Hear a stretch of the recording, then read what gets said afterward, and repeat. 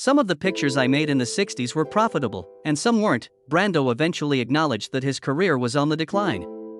It was purely financial motivation for some, like The Night of the Following Day. On the other hand, I gave in to requests from friends, like Candy, since I was embarrassed to say no. The middle years of my life are the ones that I tend to forget about. Brando had a reputation for being a money-losing movie star by the 1970s. It seems like all was lost until Paramount president Robert Evans paid Mario Puzo in advance to compose The Godfather, ensuring that the studio would retain the picture rights. The Godfather was supposed to be a low-budget, modern-day picture without any famous actors when the studio first planned it, but the book's enormous success gave Evans the authority to make it into a big picture. It was no secret to Evans that the Jewish director Martin Ritt and actor Kirk Douglas were to blame for the financial failure of Paramount's prior mafia film, The Brotherhood. The Italians were the protagonists of this film. When some famous filmmakers declined to work on the project, Evans ultimately chose Francis Ford Coppola. An inexpensive Italian-American, Coppola was also a filmmaker. Among the actors that Coppola considered for the part of Don in The Godfather were Frank DeCova and Ernest Borgnine.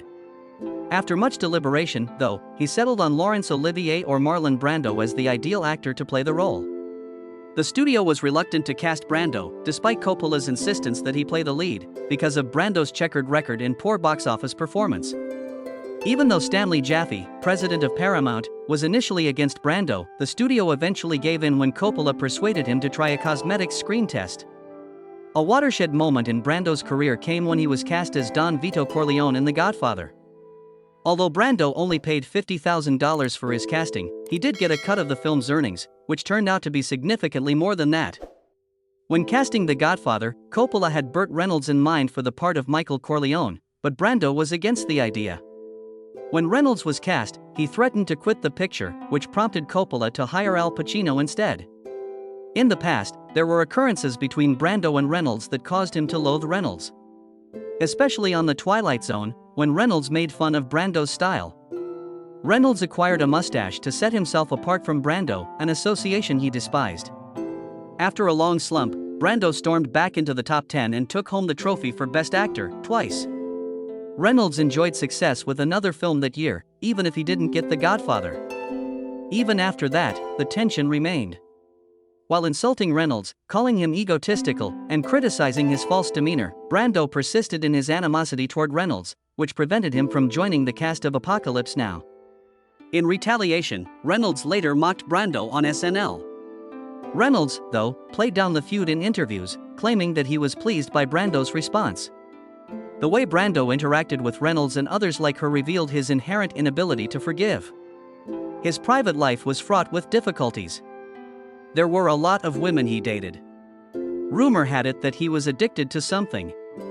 After his marriage to actress Anna Kashfi, he had an extramarital romance with Rita Moreno, who was his co-star, and it continued for more than 8 years. 2 years later, Brando wed Tarita Teripe, an actress from Polynesia, and Movida Castaneda, an actress from Mexico, both at this time. Even Jackie Kennedy and Marilyn Monroe were rumored to have been involved with him. Upon completion, he possessed 16 distinct. Some people think there are more. Unfortunately, Brando followed in his father's footsteps by becoming distant from his children. The Godfather's financial success should have allowed Brando to retire early, but he decided to keep creating movies instead. Brando battled pneumonia in 2001 and spent time in the hospital, despite the positive reviews for his last picture, The Score. He teamed up with Rita Bailey, the director, for a Brando and Brando production 3 years later. Even in his final week, he continued to revise the script. After a long battle with pulmonary fibrosis and congestive heart failure, Brando died away in 2004 at UCLA Medical Center from respiratory failure. Initially, the cause of death was kept secret due to confidentiality concerns. Liver cancer and diabetes were further diagnoses. Marlon Brando solidified his status as a legendary figure in Hollywood. However, he fought his own demons and dealt with issues at work every day. Fans like us and even some of his co-workers recall the great figure in a positive light, but not everyone is as enthusiastic about the man's character. There was widespread doubt about his potential for success when his casting was announced. The producer was so pleased by Brando's performance that he offered him a season's worth of performances at the Hammersmith Theatre. However, Brando turned down the offer. One reviewer went so far as to state it was like a furnace door opening, in reference to his performance. Off the screen, the heat dissipated. No other actor that I'm aware of could pull that off. Brando, in keeping with his customary pattern of self-criticism, viewed his own contributions to the film as stupid. Using his personal Triumph Thunderbird 6T motorbike, Brando quickly became a star in The Wild One. The film's depiction of a tiny village under siege by motorcycle gangs sparked outrage due to the graphic violence it contained. Time magazine said it was little more than an attempt to pump adrenaline into the audience's. Rumor has it that Brando had a tense working relationship with Lee Marvin and Hungarian filmmaker Laszlo Benedek. Regardless, the picture they created together was a smashing success, serving as an inspiration for teen rebellion and elevating Brando to the status of a rock and roll icon with the likes of James Dean and Elvis Presley. However, Brando was heading towards stardom. His portrayal of Terry Molloy in On the Waterfront quickly earned him an Academy Award. Thanks to Kazan's direction and the chemistry he had with Eva Marie Saint, his performance was highly acclaimed. Many praised Brando's performance, saying it had profound emotional resonance. Through his collaboration with Kazan to alter some portions of the initial script, he had elevated it to a commendable level. For instance, in one scene, Charlie, the character played by Brando, had a revolver pointed at him as he acted. Brando countered by saying Terry couldn't possibly think his brother would shoot him. Thus, Kazan gave his approval for the modification. These kinds of shifts happened frequently. After the fact, Kazan praised Brando's performance, saying it was the finest by an American actor in cinematic history, for its remarkable blend of realism and tenderness. What a compliment from his director! Even though Brando took home the Oscar for Best Actor, he wasn't the only one who thought highly of him. With almost $4 million in rental revenue in North America, On the Waterfront was a commercial and critical triumph. The New York Times' A.H. Weiler was among the critics who lauded the picture, calling it thrilling and compelling. In his subsequent review, Roger Ebert ranked it among the all-time greats of American cinema. In spite of all the compliments, Brando refused to take credit for his performance, claiming that viewing the picture made him feel like a complete failure. Perhaps Brando was being too critical of himself and expecting too much of everyone. His flawless performance in Bedtime Story garnered him a Golden Globe nomination, and he even had a strained relationship with Frank Sinatra, his co-star. With the intention of creating films with social value that would help the world, Brando continued to work in film and eventually created a collaboration with Paramount to establish Pennybaker, his own production business. His mother, who had died away before, inspired the name of the company. Because she was the only one who could ever truly approve of him, her death had a profound effect on Brando. It appeared like Brando stopped caring when she died. To further his goal of bringing down his father, he appointed him head of Pennybaker. Shortly after, Brando directed his debut feature, the western One-Eyed Jacks. Paramount replaced Stanley Kubrick, who was sacked early in the process, with Brando as the director. As an actor, Brando was known to take his time with takes and delve deeply into his roles. This trait translated well into his directing. The result was that the film's budget was blown. The film took 6 months to complete, which was longer than Paramount had anticipated, and the budget more than doubled, reaching over $6 million. Post-production on the picture was also slowed down by Brando's inexperience as an editor. Paramount eventually became the project's supervisor. While shooting Mutiny on the Bounty, Brando's problems with the film industry only became worse. He faced accusations of willfully disrupting nearly every aspect of the production. An article titled $6 Million Down the Drain, The Mutiny of Marlon Brando published the news. Because they cast a ham actor as a spoiled brat, the studio got what they deserved, according to director Louis Milestone. Full command of a costly film. The film nearly bankrupted MGM, and even though there were other reasons for the project's delays besides Brando's actions, the accusations persisted against him. Studios started to be wary of him because of his reputation for being tough. His fluctuating weight was also noticed by critics. Brando, seeing a shift in the market, abandoned his acting profession in favor of focusing on amenity for his family and started using performing as a means to an end. Some thought his acting was beneath his skills, and he didn't completely embrace better parts, so he took them. Countess from Hong Kong and one of Brando's inspirations, Charlie Chaplin, turned out to be a particularly disappointing and unpleasant experience. His impression of Chaplin as a director was that of a tyrant. You likely thought Marlon Brando was a legend after seeing The Godfather, which starred him in arguably the best picture of all time. Fans were understandably taken aback when word got out that Brando had issues with some of his co-stars. Fans of The Godfather are still baffled as to how the actors were able to put their animosity aside and work together. They hated each other for what reason? Let's examine the reasons behind Marlon Brando's inability to forgive his fellow actors from The Godfather. Brando effortlessly transformed into the dreadful mafia lord Vito Corleone in the film directed by Francis Ford Coppola based on the novel by Mario Puzo. The fact that Brando, in actual life, had nearly grown up with a defiant mentality made this shift appear effortless. Violated the regulations. He had a hard time finding work due to his personal demons, which caused him to have numerous other problems. Tragedies befell him as a child from an unstable household, further adding to his aura of mystery as an outsider. The world of entertainment, and especially acting, was already associated with Brando when he was a little boy. Being born to a traveling salesman and a theater actress gives him a leg up when it comes to acting. Sadly, his parents' impact on his life extended beyond just their creative abilities. Because they were horrible parents, Brando's parents were unable to provide a safe environment where their children might grow up to be decent human beings. When his father was home, he was violent and rude toward his wife and children because he was away traveling so often. His mother-in-law, Brando's wife, found comfort in the bottle's base. Brando and his sisters had to accompany their drunken mother as they scoured the neighborhood bars when they were little. This further strained Brando's already troubled connection with his father, and the youngster eventually grew furious at everyone and everything. His resentment of his father would fester for quite some time. Unfortunately, the man fell short of being Brando's first lesson on the importance of respecting authority. Therefore, Brando gained a reputation as a naughty youngster shortly after he began using his ability to mimic adults to commit pranks, even when he was quite little. Things were made worse by the fact that his parents split up.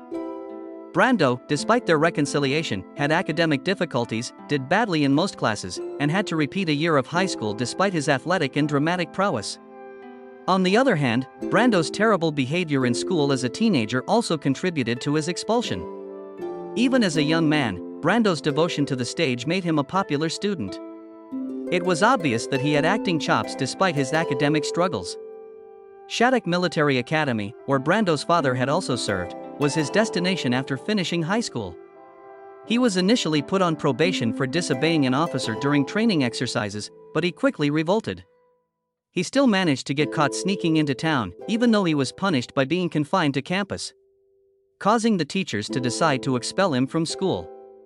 Nonetheless, a large number of his fellow students rallied for him, believing that expulsion was excessively harsh. He turned down the academy's invitation to return the next year and instead dropped out of high school. In the summer, he worked digging ditches after he left Shattuck. Eventually, he wanted to enlist in the army, but he was disqualified after failing the physical exam. He had intended to enroll, but a knee injury he had while playing football at Shattuck rendered him unfit for military duty. Brando, at the age of 18, followed in his sister's footsteps by relocating to New York City after being rejected from the army. At the time, one of them offered some commentary on his choice. He took pleasure in his role in a school production. Since acting was his one true passion, he made up his mind to move to New York and pursue it professionally. As an actor, Brando owes much of his technique to a famous German director whom he studied with at the American Theater Wing Professional School. Because of financial concerns, Brando had to stay with friends during his first few months in New York and had a very difficult time making ends meet. Nonetheless, he was prepared to go through it all for the chance to act. Brando found a community through acting, according to a friend.